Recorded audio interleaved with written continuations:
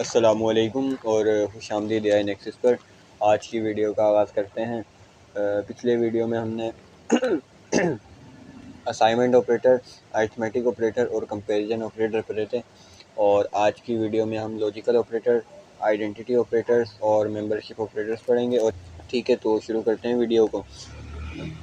आज का जो पहला टॉपिक है वो है लॉजिकल ऑपरेटर्स। अब लॉजिकल ऑपरेटर्स लॉजिक बिल्डिंग के काम आते हैं। इसके अंदर 3 किस्म के ऑपरेटर्स होते हैं एंड, और एंड नॉट। अब इनका यूज़ कैसे होता है, बिलफर्ज में यहाँ पर लिखता हूँ। यहाँ पर मैं प्रिंट स्टेटमेंट के अंदर लिखता हूँ कि 2 ग्रेटर देन, या फिर 2 या फिर 4 ग्रेटर देन 2, और एंड एक और ब्रैकेट बनाता हूँ और इसके अंदर लिखता हूँ 3 ग्रेटर देन 2 और सेल को रन करता हूँ तो आंसर आया 2। अब हुआ क्या कि जब मैंने ये 2 कंडीशंस लिखी प्रिंट स्टेटमेंट के अंदर के 4 greater than 2 and 3 greater than 2, तो इंटरप्रेटर ने 4 ग्रेटर देन 2 चेक करा, बोला हाँ भाई 4 2 से बड़ा है, सही है, प्रिंट करा दें, सही है, ओके। फिर उसने देखा एंड लिखा है, यानी कि उससे इससे एंड से ये पता लगा कि अभी एक और यहाँ पे कंडीशन है जिसे मैंने चेक करना है। तो उसके बाद उसने 3 ग्रेटर देन 2 को चेक करा और फिर उसको भी देखा हाँ ट्रू है, दोनों कंडीशन है ट्रू है, तो फिर ही उसने आंसर ट्रू प्रिंट कराया। तो पता ही ये चला कि जो एंड ऑपरेटर होता है, अगर आप इसको किसी 2 कंडीशंस के बीच में लगा दें तो जब तक दोनों ट्रू नहीं होंगी आंसर ट्रू नहीं आएगा।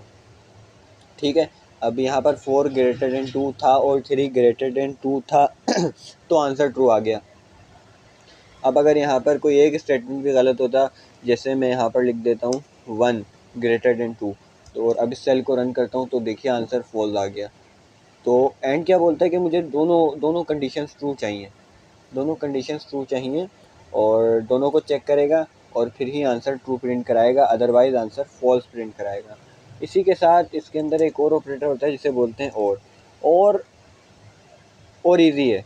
मैं ऊपर वाले कोड को कॉपी करता हूँ, Ctrl+C और Ctrl+V, और ईजी है। मैं एंड की जगह यहाँ पर लिख देता हूँ और क्या बोलता है कि सही है, 2 कंडीशन है, आप दोनों में से अगर कोई एक भी ट्रू है तो आप जो है ट्रू प्रिंट करा दें। अगर दोनों कंडीशन में से कोई एक कंडीशन भी ट्रू है तो आप स्क्रीन पे ट्रू प्रिंट करा दें और देखें ट्रू। अब पहली कंडीशन तो और वाले केस में सही थी लेकिन दूसरी गलत थी, दूसरी कंडीशन फॉल्स थी, तो उसने लेकिन फिर भी ट्रू प्रिंट कराया क्योंकि और क्या कह रहा है कि दोनों में से मुझे कोई एक भी सही मिल जाए, ठीक है, हम उसको प्रिंट करा देंगे।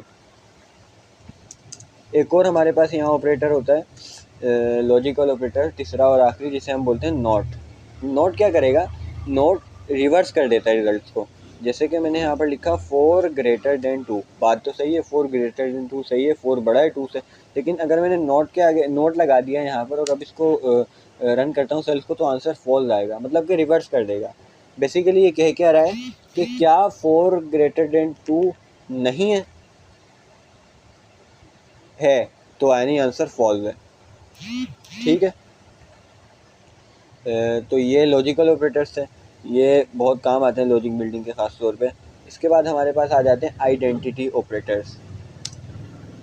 अच्छा, आइडेंटिटी ऑपरेटर भी हमारे पास 2 किस्म के होते हैं, पहला होता है इज़ और दूसरा होता है इज़ नॉट। अब इनका क्या काम होता है, ये दो वैल्यूज़ को चेक करते हैं कि क्या दोनों वैल्यूज सेम हैं।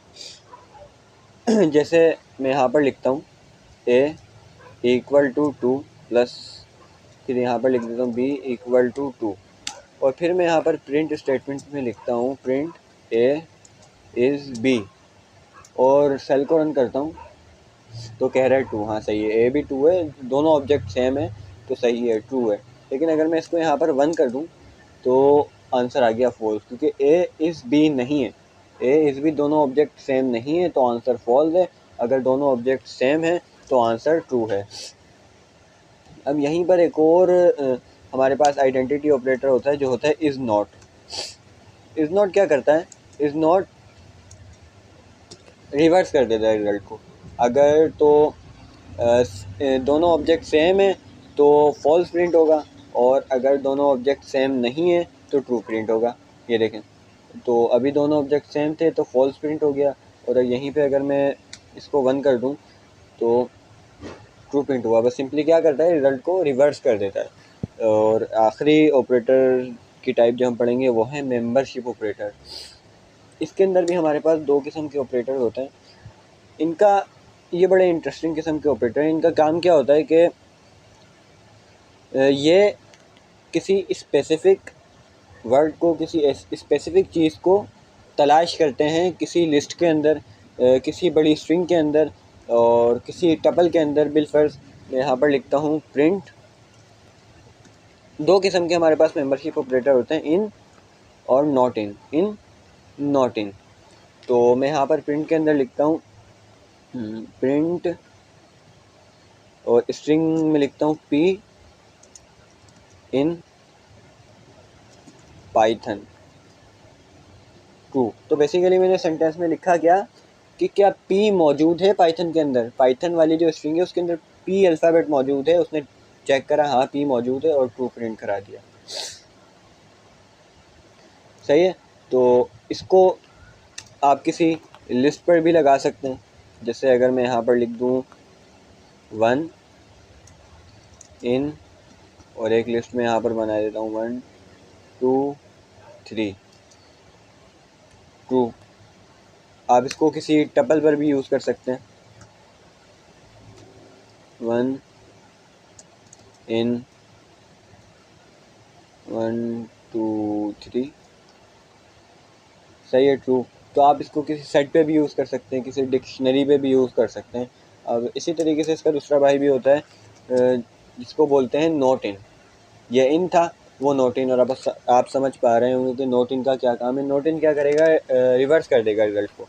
जैसे मैं यहाँ पर लिखूँ पी, यहाँ पर लिखता हूँ नॉट इन पाइथन, तो आंसर क्या आएगा, फॉल्स। आंसर आ गया हमारे पास फॉल्स, क्योंकि उसने रिवर्स कर दिया। पी मौजूद था पाइथन में तो उसने फॉल्स दे दिया। अगर पी मौजूद ना होता, जैसे यहाँ से पी अगर हटा दूँ मैं और अब रिजल्ट अब रन करूँ सेल को, तो क्या आ गया, ट्रू। तो उसने बस रिवर्स कर दिया आंसर को।